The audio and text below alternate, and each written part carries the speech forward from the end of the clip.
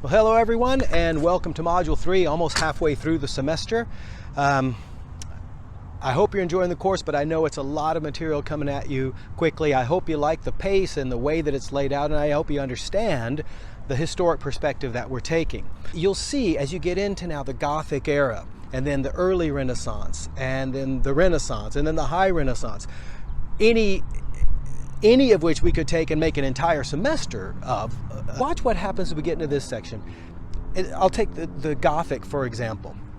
When the Gothic style comes in, everyone, even if you've never studied it, people have an idea of what Gothic style is like, okay? Gothic architecture I'm talking about, right? Stained glass windows, flying buttresses, big, amazing buildings. But please note as you go through this, that the Gothic is not just an improvement on the Romanesque that came before. The Romanesque structures were big and strong and thick walls because they're based largely on the Roman rounded arch. But the Gothic style is a transformation into a completely new language, if you will, of architecture. Yes, based on arches and that sort of thing, but watch what happens, and watch it. The first shot, the Abbot Suger, he is going to transform the interior space of the church buildings from thick walls and a little bit of natural light coming in, right? The Gothic is not just doing that better. The Gothic transforms the experience of the inside of the church into something that, not trying to overstate things here, but would have been like the multimedia experience of its time. You can imagine no longer just light coming into a structure, but now streams of colored light.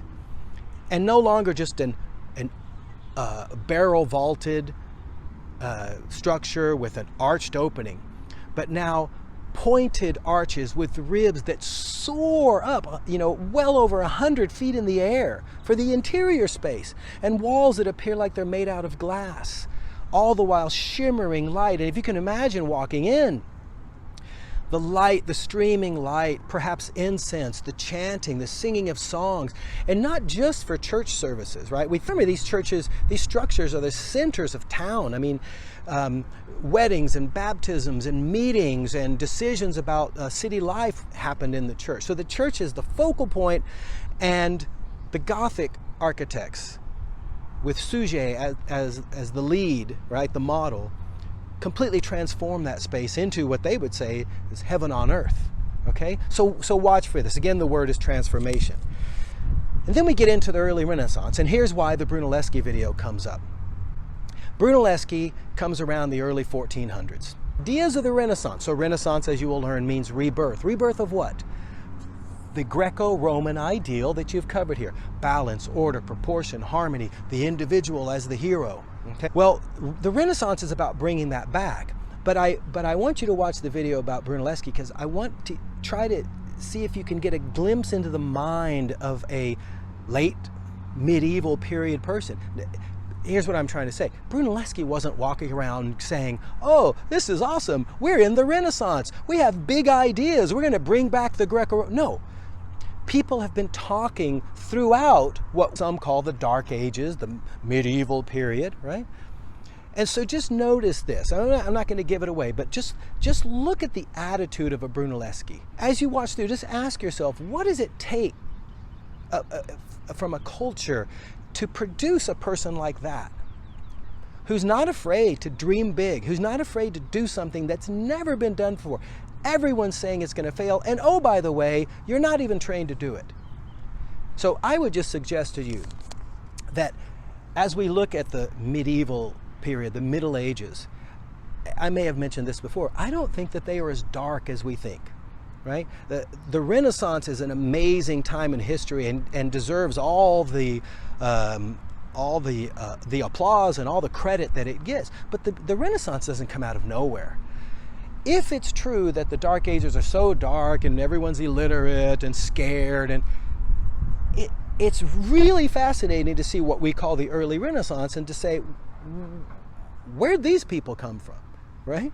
Because if it's true about the other, that culture doesn't produce this. So as you read through this, look at how people are trying to transform things. Brunelleschi doesn't just put a dome on a structure. He transforms the way we think about domes and structures and weight distribution. So watch for all that. Now, getting into the Renaissance, yes, we all know about the Leonardos, the Michelangelos, the Raphaels of the world. You've heard about them. You're going to get introduced to them in this section, okay? Watch as Leonardo, who arguably the greatest mind in history, some would say, but watch that he's not simply following along and improving upon something that came before. Look at his handling of value and what you would call shading, but it's called modeling in art. Look at his handling of value. That's the light to dark spectrum, and modeling. Look at the airbrush effect he creates. He's not creating that because he's simply improving on what came before, although he is improving on it. But he, like Brunelleschi, is seeking to do that thing that no one's done before. In the Renaissance, one of the things that these artists are striving for, Leonardo included, is a sort of hyper-reality. The move in art is to put real people into real places to tell the story in a more real way. So Leonardo does it by trying to make people appear in paintings, his figures appear more true, if you will. Michelangelo does, and Michelangelo is not just improving on sculpture. Take a look at the David, for example. That's not just another Greco-Roman type sculpture that's been done 1,000 years after the fall of Rome. He has transformed the idea of balance and harmony and the hero into an all-encompassing work of art that captures the spiritual aspects of Christianity, the cultural aspects of Florence, the historical aspects of the Renaissance, and the progressive, if you will, or prospective thinking, the future forward-looking attitude of the Renaissance as well. They know that they're changing things. They know that this is the dawning of a new day, right? By Michelangelo's time. Okay, so watch for this. Doing a great job. Keep up the good work. Word for this, to get credit for this, is transformation. Thank you.